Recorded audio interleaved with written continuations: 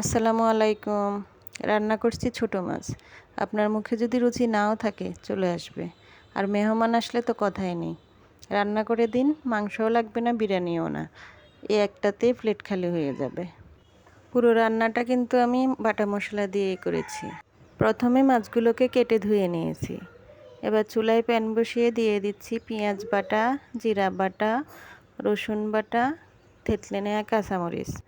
সাথে অ্যাড করে দিচ্ছি থেতলে নেওয়া টমেটো। এরপর অ্যাড করে দিচ্ছি ধনিয়া কুচি, লবণ এবং কিছুটা পরিমাণ তেল। বাটা মশলা দিয়ে রান্না করা তরকারি এমনিতেই মজা, তার উপরে ছোট মাছ রান্না করলে তো কথাই নেই। তারপর মশলাগুলো মেখে নিচ্ছি। এবার অ্যাড করে দেব কিছুটা পরিমাণ হলুদ গুঁড়া এবং মরিচ গুঁড়া। এরপর ভালো করে মেখে সাথে মাছগুলো দিয়ে দিচ্ছি।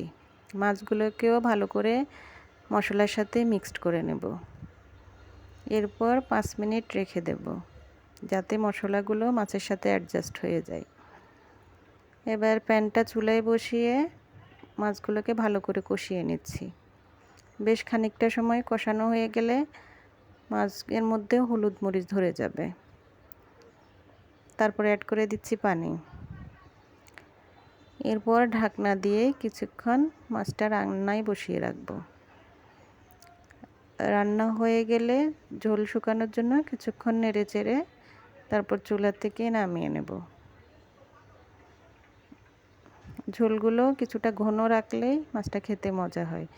পাতলা ঝোলে মাছটা ভালো লাগে না। এরপর গরম গরম পরিবেশন করব। সবাই ভালো থাকবেন। আল্লাহ হাফেজ।